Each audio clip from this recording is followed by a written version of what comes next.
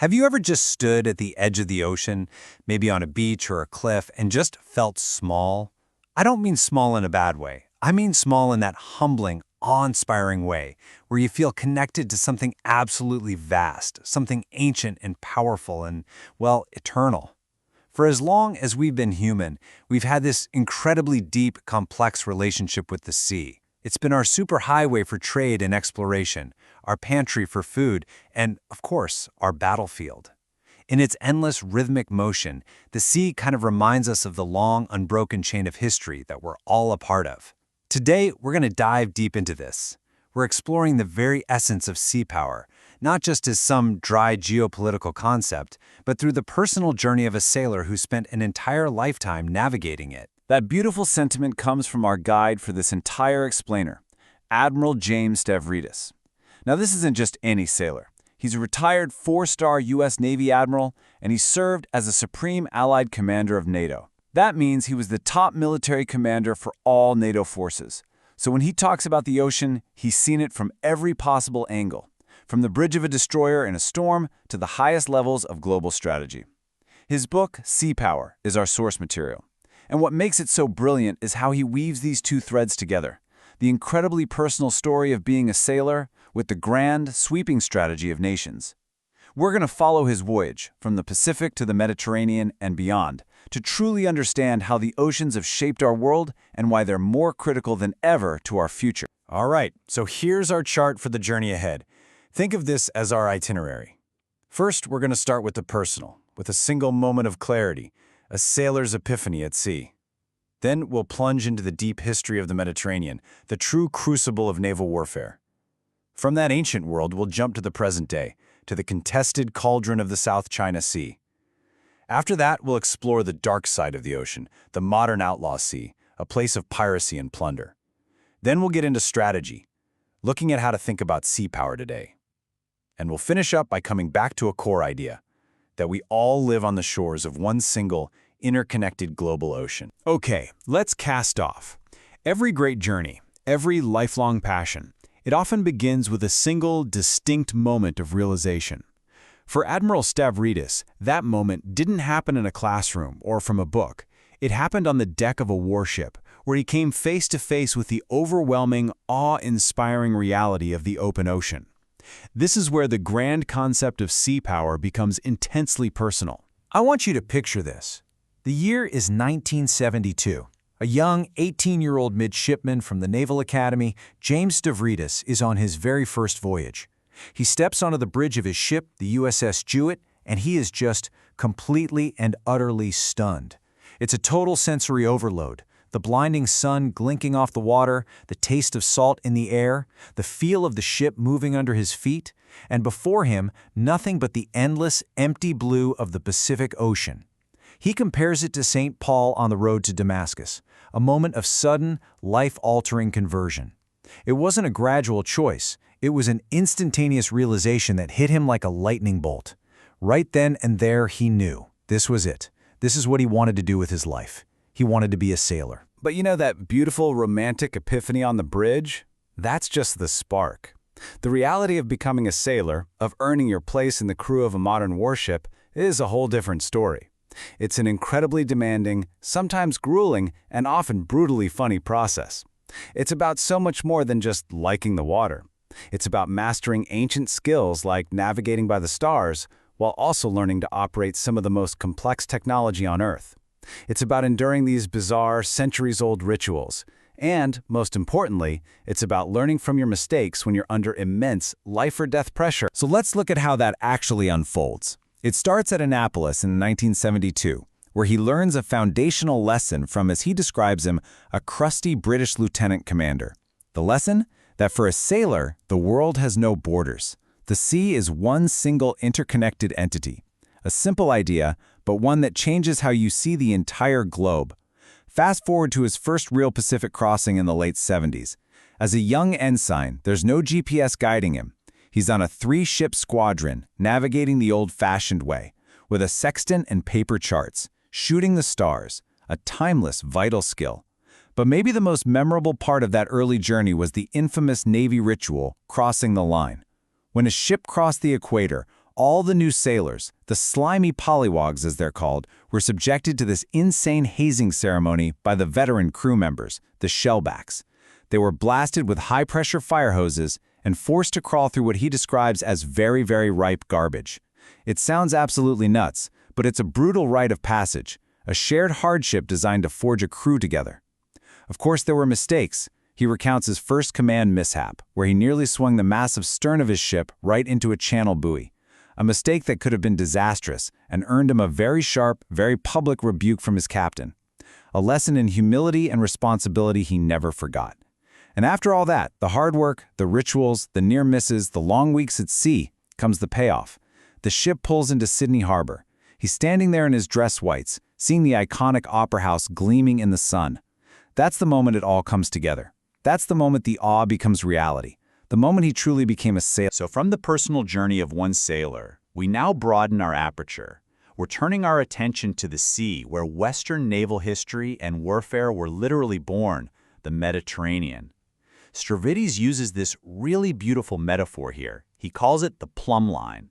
He says if you drop a plumb line from the bridge of his modern Aegis cruiser, it falls straight down through time, through millennia of conflict. It passes the ghosts of Roman triremes, Venetian galleys, and British ships of the line. It shows how the same strategic choke points, the same islands, the same coastlines have shaped history over and over and over again. Here in the Med, the past is never really past. It's right there, just beneath the surface. And when you're in the Med, you can't help but feel the stunning leap in naval technology across that history. Just try to picture an ancient Greek trireme. It's powered by the raw muscle of 170 oarsmen. Its main weapon is a giant bronze ram on the front, designed to smash a hole in an enemy ship. And its other weapon is a group of Marines, waiting to board the enemy vessel for brutal hand-to-hand combat. Now contrast that with the ship Stavridis commanded, a modern Aegis cruiser like the USS Valley Forge. It's essentially a floating supercomputer. The Aegis system is an automated command and weapons platform that can detect, track, and engage hundreds of targets, ships, planes, missiles, all at the same time, often before a human can even react. The sheer destructive power is completely incomparable. Yet both the trireme and the cruiser sailed the exact same seas, driven by the exact same goal, to achieve control of the water. This legendary quote from John Paul Jones is something that every midshipman at Annapolis has to memorize. It perfectly embodies the modern U.S. Navy's "don't give up the ship" philosophy. But what's fascinating, as Stavridis points out, is that this ethos is actually a relatively modern invention. For centuries, going back to Roman times, it was considered perfectly honorable for a captain, when faced with a superior force, to surrender his ship. It was pragmatic. It saved the lives of his crew and preserved the vessel for the victor. That all changed. The turning point was really the Russo-Japanese War at the turn of the 20th century. With the advent of long-range, high-explosive shells, naval battles became contests of total annihilation. After that, surrender was no longer seen as honorable. It was seen as unacceptable. The fierce fight-to-the-end spirit of the modern Navy was forged in the crucible of these brutal modern conflicts. The history of the Mediterranean is really a story of one empire after another clashing for control of its waters. It starts with the Punic Wars between Rome and Carthage. Rome was a land power, a legion-based army. Carthage was the great sea power. To win, Rome had to learn from scratch how to build fleets and fight at sea. They did, and their victory gave them mastery of the Med. Later, you have the famous Battle of Actium. This is where Octavian's fleet, commanded by his brilliant Admiral Agrippa, defeats the combined forces of Mark Antony and Cleopatra.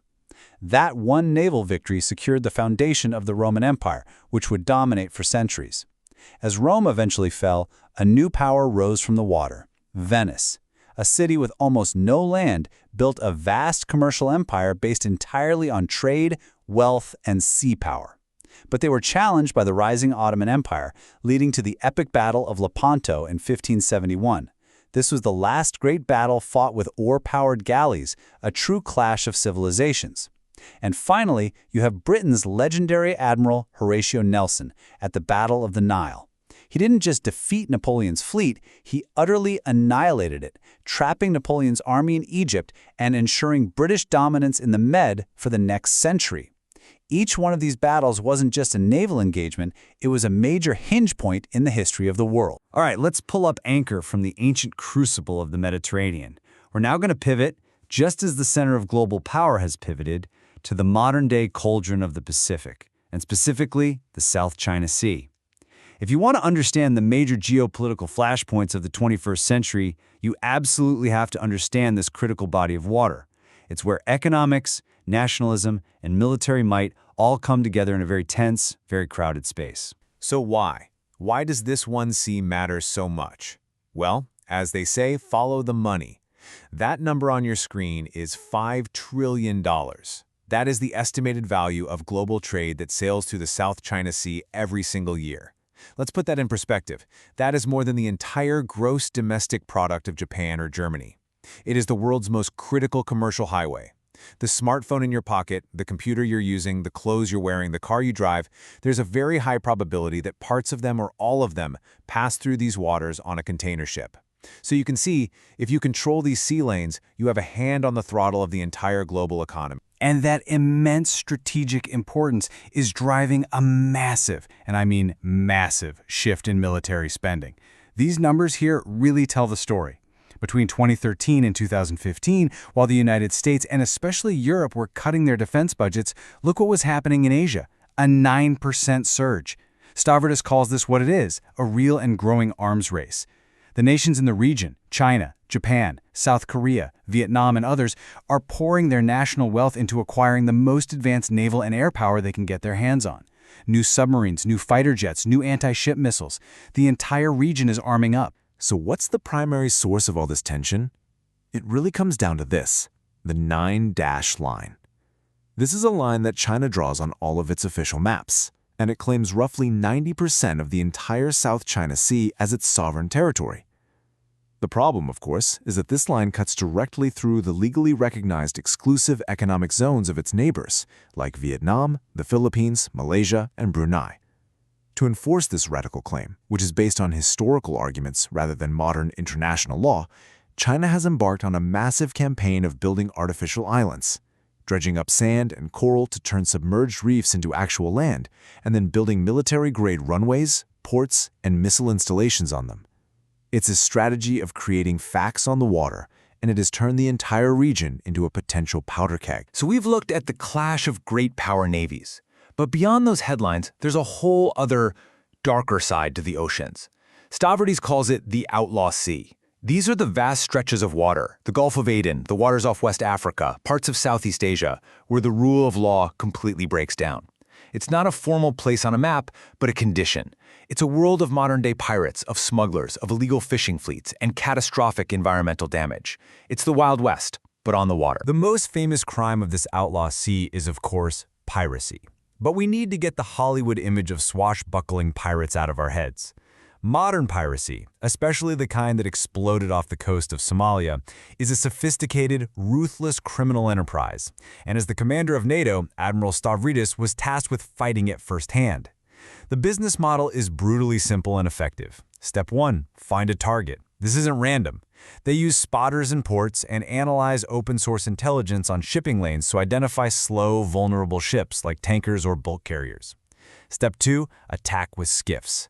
A couple of small, fast boats with armed men swarm the massive vessel. Step 3, take hostages. They board the ship, secure the crew, and take them hostage. The crew is the real prize. And Step 4, negotiate ransom. They sail the ship to the Somali coast, and then a whole network of negotiators and financiers kicks in to demand a multi-million-dollar payment for the release of the ship and, more importantly, its crew. So how do you possibly fight this? Well, there are two main approaches. The first is what you'd expect: international navies. The US, European, and Asian navies can conduct convoys and patrols. The problem is, the area they have to cover is gigantic, roughly the size of Europe. It's incredibly expensive, and there are complex legal issues. What do you do with pirates you capture? Where do you try them? The second solution is much more controversial but has proven to be stunningly effective: private security teams. Shipping companies started hiring armed contractors, often former Special Forces soldiers, to ride along on their vessels. And the results are stark. According to Stavridis, it's a game changer. No ship with an armed security detail on board has ever been successfully hijacked by pirates. Ever. It completely changes the risk-reward calculation for the pirates. But here's the thing. Piracy gets all the movies and the headlines. But it isn't actually the biggest crime happening on the outlaw sea. That title, Stavridis argues, goes to illegal, unreported, and unregulated fishing, or IUU fishing. We're talking about massive, industrial-scale fleets that are essentially stealing fish from the waters of poorer nations. They often use destructive practices like bottom trawling, which is like clear-cutting an ancient forest, but on the seabed. It destroys everything. To get away with it, they use so-called flags of convenience, registering their ships in tiny countries with lax regulations to avoid accountability. Add to that the willful environmental damage, the illegal dumping of waste and oil, and the destruction of delicate coral reefs, and you begin to see the bigger picture. The single biggest threat from the outlaw sea isn't pirates. It's the irreversible, catastrophic damage being done to the maritime environment that sustains us all. Okay, so we've sailed through personal journeys, deep history, modern flashpoints, and the dark world of the outlaw sea. Now, let's talk strategy. How do you actually think about controlling and using the oceans in the 21st century? To do that, we have to summon the ghost of the man who, more than anyone else, wrote the book on sea power. This is Captain Alfred Thayer Mahan. In the late 19th century, he was an officer and a lecturer at the Naval War College, and his book, The Influence of Sea Power Upon History, was a bombshell. It fundamentally changed how nations thought about their place in the world. His central argument was that national greatness, a country's prosperity, security, and influence, was inextricably linked to its command of the sea. His ideas had a profound influence on leaders like President Theodore Roosevelt, who read Mahan's book and was inspired to build the Great White Fleet and send it around the world, announcing America's arrival as a global power. Mahan's theory has stood the test of time because it's not based on specific technology, it's based on fundamental, almost timeless factors. He identified 6 key elements that determine a nation's potential for sea power. The first 3 are about geography and size. Geographical position. Does a country sit on major trade routes? Does it have easy access to the open ocean? The U.S., as a virtual island with 2 oceans, is in a prime position. Physical conformation. Does it have good deep water harbors? A long, useful coastline? Extent of territory. A large country can better support a large navy. Number of population. You need enough people to man the ships and work in the industries that build them. But then he gets into the soft factors, which are just as crucial. National character. Is there an aptitude for the sea and the people? A culture of commerce, risk-taking, and exploration? And finally, perhaps the most important, character of the government. Does the nation's leadership have the wisdom and the political will to invest in naval power for the long haul? It's the combination of all 6 that creates true, lasting sea power. Mahan's framework is absolutely brilliant, and it's still used today. But we have to remember, he's a man from the age of steam and steel, of coal and big guns. He's the ghost in the machine, but the machine itself has changed beyond recognition. So let's do a little thought experiment. If we could bring Captain Mahan back today and put him on the bridge of a modern aircraft carrier, what would absolutely blow his mind? What new realities of warfare would be completely alien to him? There are at least 4 new domains of warfare that would be completely foreign to him. First, cyber. Mahan's ships communicated with signal flags. He had zero conception of warfare happening in the world of information. Today, a ship could be crippled by a cyber attack without a single shot being fired. Second, space. For Mahan, the trackless ocean was the ultimate hiding place. A fleet could vanish for weeks. Today, thanks to satellites, the ocean is nearly transparent from above. Satellites are essential for navigation with GPS, for communication, and for surveillance. Third, unmanned systems. Mahan relied on the skill of a lookout in a crow's nest. Today, aerial drones, autonomous vessels, and remote sensors extend a commander's eyes and reach infinitely. And finally, and this might be the biggest one, undersea cables. Mahan could never have imagined that our entire global civilization, our financial markets, our communications, our social lives, would run on data flowing through highly vulnerable fiber optic cables resting on the seabed. These cables carry over 95% of all global data. They are the physical backbone of the internet, and a massive new vulnerability in the maritime domain. And so we come now to our final port of call. After this long journey, from a young midshipman's epiphany in the Pacific, through the bloody history of the Mediterranean, to the modern tensions of the South China Sea and the new domains of warfare, we return to the simple, powerful idea that started it all, that despite all the names we put on our maps, the Atlantic, the Pacific, the Indian, there is really only one ocean. This, right here, is the ultimate takeaway from Admiral Stavridis. Our security, our prosperity, our entire globalized way of life, it is all tied to the freedom and safety of this vast global commons. And that security doesn't just happen by itself. It has to be created and maintained. It depends on sea power. And ultimately, it depends on the men and women, the sailors, who dedicate their lives to providing that security, often in thankless conditions, thousands of miles from home. And so we end with this question, for you to think about. The oceans gave birth to life on this planet. They have shaped our entire history, and they absolutely define our present. But when we look to the future, we see immense challenges. We see melting polar ice opening up new contested sea lanes in the Arctic. We see the rising tensions we've discussed. We see the persistent threat of the outlaw sea. The question is, who will be the stewards of this precious shared resource? Who will ensure that the one global ocean remains a source of prosperity and peace for everyone, and not the primary battleground of the 21st century? The future of our entire floating world really does depend on how we answer that.